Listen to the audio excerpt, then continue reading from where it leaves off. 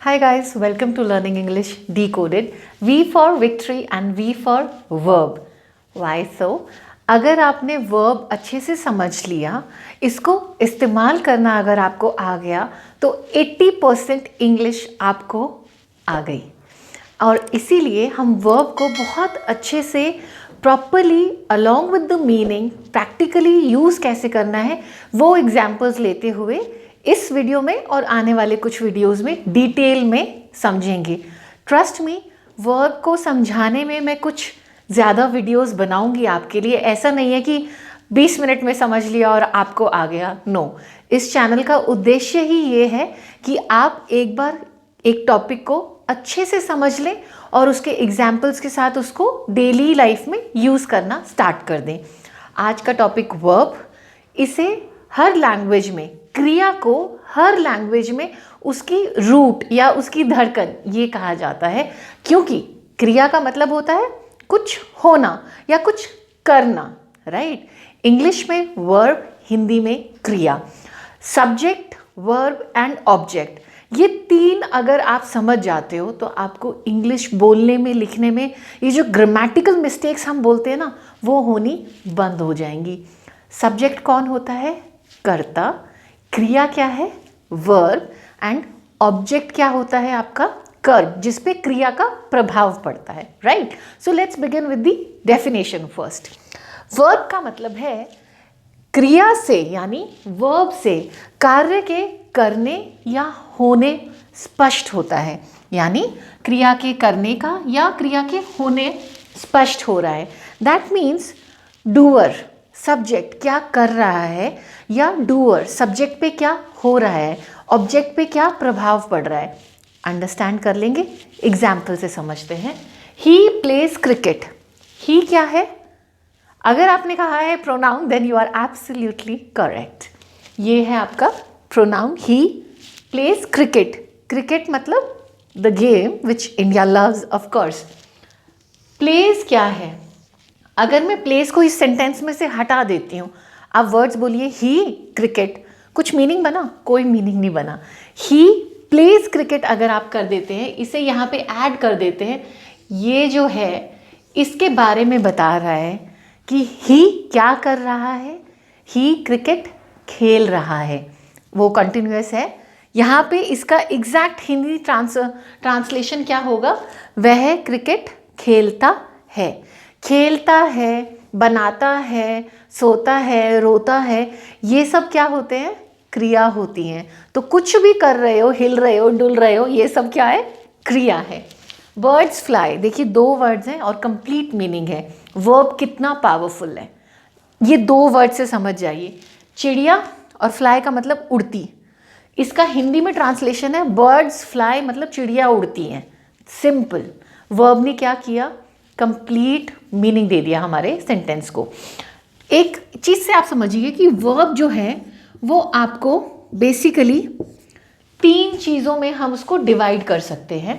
पहला आपका होता है एक्शन, यानी कि नॉट द मूवी वाला डिशुम डिशुम, सिंपल एक्शन। यहाँ से आप चल के गए, चलना क्या हो गया? एक्शन। गा रहे हो तो क्या हुआ? एक्शन। तो ये सब चीज़ें आपकी एक्शन है, यानी कि there is something happening that can be seen by everybody, जो सब देख सकते हैं या नहीं भी देख सकते। आपको पता है कि आप कुछ काम कर रहे हो, तबला बजा रहे हो, आप कुछ काम कर रहे हो, राइट। दूसरा आता है नॉन एक्शन, जिसे हम कहते हैं स्टेट।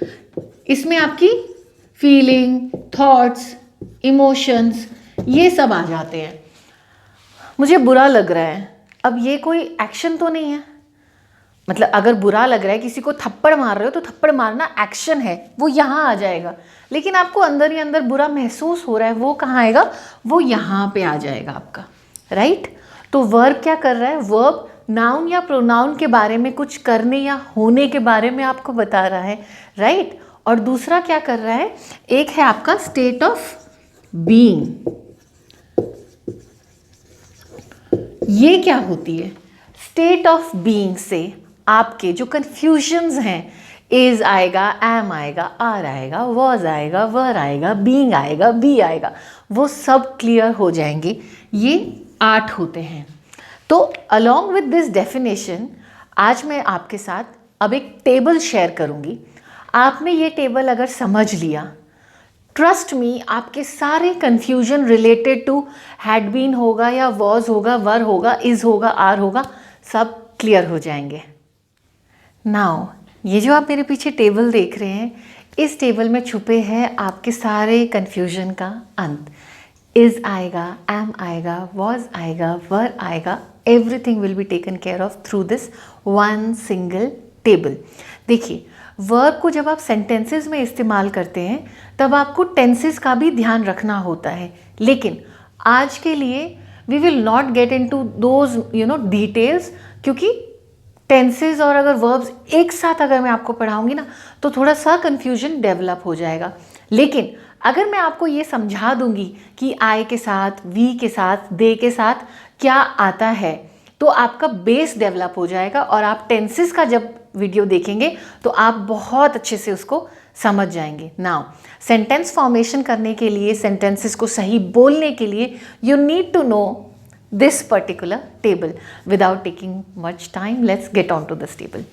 अब वर्ब आपको अगर किसी सेंटेंस में इस्तेमाल करनी है, लिखनी है, तो आप किसके हिसाब से लिखोगे? किसके हिसाब से बोले जाते हैं, या ऑब्जेक्ट के हिसाब से? नो, वर्ब हमेशा किसी भी सेंटेंस में जो है वो सब्जेक्ट के हिसाब से इस्तेमाल होती है। अब सब्जेक्ट कौन होता है? सब्जेक्ट होता है कर्ता, जिसे इंग्लिश में हम डूअर कहते हैं, DOER, यानी कि वो कोई कार्य कर रहा है। तो ये जो कार्य करने वाला जो व्यक्ति है वो फर्स्ट पर्सन भी हो सकता है, सेकंड पर्सन भी हो सकता है, थर्ड पर्सन भी हो सकता है, सिंगुलर भी हो सकता है, प्लूरल भी हो सकता है। यानी कि जब आपने पिछले वीडियोस देखे और हमने आपको एक वचन, बहुवचन समझाया था, first person, second person, noun, pronoun में ही, शी, इट, दे समझाया था, वो आपका बेस डेवलप हो गया। अब वर्ब को लगाने के लिए आपको पर्सन और नंबर, ये दोनों चीज़ें ध्यान में रखनी है। वो कैसे? पर्सन कौन होता है? सिंगुलर एंड पर्सन कौन होता है? First person, second person, third person. Quick recap, मैं बात कर रही हूँ, मैं पढ़ा रही हूँ, मैं फर्स्ट पर्सन, आपसे बात कर रही हूँ, आप है सेकंड पर्सन। अगर हम किसी के बारे में बात कर रहे हैं तो वो हो गया थर्ड पर्सन। वेरी गुड, तो ये फर्स्ट, सेकंड, थर्ड, क्लियर। अब मैं बात कर रही हूँ तो अभी मैं क्या हूँ? एक वचन। मेरे साथ कोई और आ जाएगा तो हम हो गए दो, हम कितने हो गए? बहुवचन। तो जो पर्सन है, फर्स्ट पर्सन भी एक वचन या बहुवचन हो सकते हैं। बस ये फंडा दिमाग में बिठाया और ये टेबल आराम से समझ में आया। फर्स्ट पर्सन सिंगुलर जो हमारी फॉर्म होती है, सिंपल एकदम, डू पर यहाँ पे आते ही डज। एस और ES जो फॉर्म्स हैं वो सिर्फ और सिर्फ थर्ड पर्सन सिंगुलर में ही इस्तेमाल होंगी और कहीं पे नहीं आएंगी। ही प्लेज हो जाएगा, you plays, they plays, I plays, we plays, ये नहीं होगा। सिर्फ थर्ड पर्सन सिंगुलर में ही S या ES फॉर्म्स यूज होती हैं। Perfect, understood, very good. Now सबसे ज़्यादा कंफ्यूजन वाले इज, एम, आर, कितना आसान है। देखिए, आई के साथ सिर्फ आई है जिसके साथ एम इस्तेमाल होता है। Like I am your teacher, I am Manju Gill Dahiya, I am XYZ। तो जब आपको अपने बारे में बात करनी है, आई इस्तेमाल करना है, सिंगुलर फर्स्ट पर्सन, सिर्फ तभी ये एम आता है। यू आते ही ये आ हो जाता है। अब साथ के साथ कवर कर लेते हैं दोनों। You second person singular, second person plural, दोनों जगह आर ही रहता है। आ गया समझ में? थर्ड पर्सन, देखिए, वैसे इंग्लिश में बहुत सारी चीज़ें समझना कभी कभी मुश्किल हो जाता है कि हम थर्ड पर्सन की बात कर रहे हैं और आ रहा है इज। क्यों?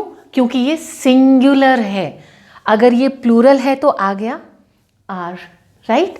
तो यहाँ पे एम, आर, इज, प्लूरल में आते ही कोई कंफ्यूजन ही नहीं है, आर एंड आर। आप एक पर्सन हो तब भी मैं बोलूँगी यू आर, और अगर आप चार पर्सन हो मैं तब भी क्या बोलूँगी? You are, right, second person के लिए।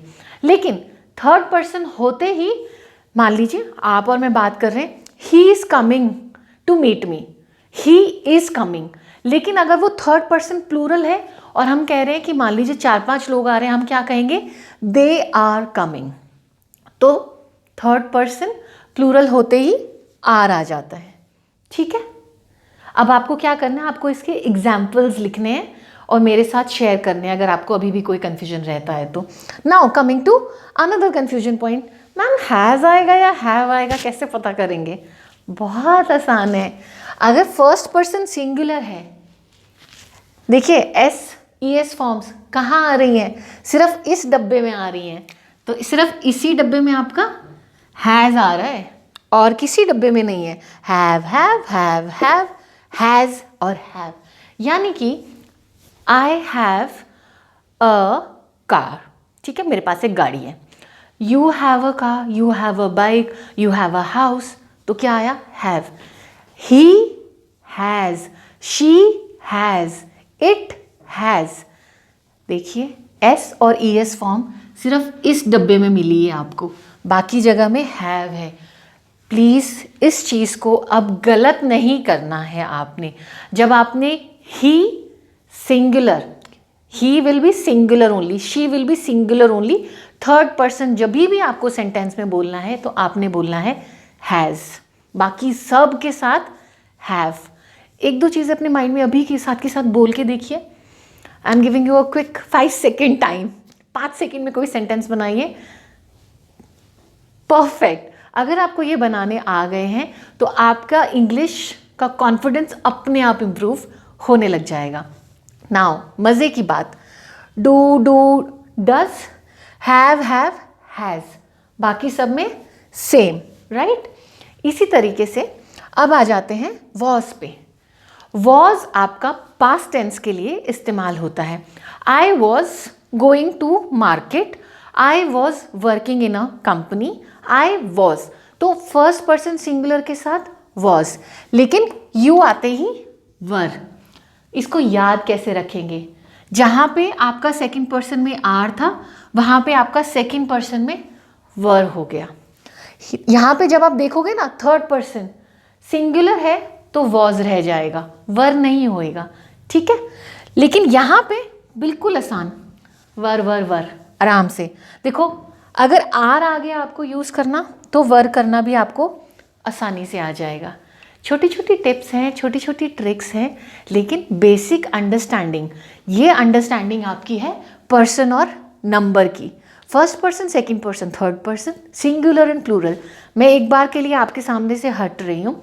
इस टेबल की चाहे आप पिक्चर क्लिक करो, इस टेबल को चाहे आप स्क्रीनशॉट ले लो या पॉज करके पढ़ो, but make sure that you go through this table diligently. Base है ये हर इंग्लिश के सेंटेंस को लिखने का। नाउ इसमें आपको दो चीज़ें ऐड कर देती हूँ जो आगे चल के टेंसेज में बहुत काम आने वाली है। डिड आंख बंद करके इन सभी के साथ इस्तेमाल होता है। I did not go to school today, you did not come to school today, he did not come to school. I don't know why I am saying कि कोई स्कूल गया ही नहीं, लेकिन आई, यू, ही, दे सबके साथ डिड। परफेक्ट। अब आगे चल के आपको जब टेंसेस में आएंगे, क्योंकि वर्ब, टेंस ये सब एक साथ इस्तेमाल होंगे, मैं करवाऊंगी, टेंशन मत लो। जहाँ पे आपका बीन इस्तेमाल होना है, यानी कि हम बोलते हैं ना he had been living in this house, वो he had been living in this house since 1984, तो इतने समय से वह इस घर में रह रहा था। तो ये जो बीन है ना आपका, ये भी आपको इस्तेमाल करना होता है। कहाँ? जहाँ हैज़, हैव है ना, ये उनके आगे इस्तेमाल होगा, plus been, plus been, plus been. तो ये जो टेबल है ना, ये आपको मैं एडिशनली बता रही थी, लेकिन ये जो टेबल है ना, ये आप रटो मत, समझो, जो आपको पर्सन और नंबर के हिसाब से बताया है वो। आई होप आज के बाद आपको has, have, is, am, are ये यूज़ करने में प्रॉब्लम नहीं आएगी।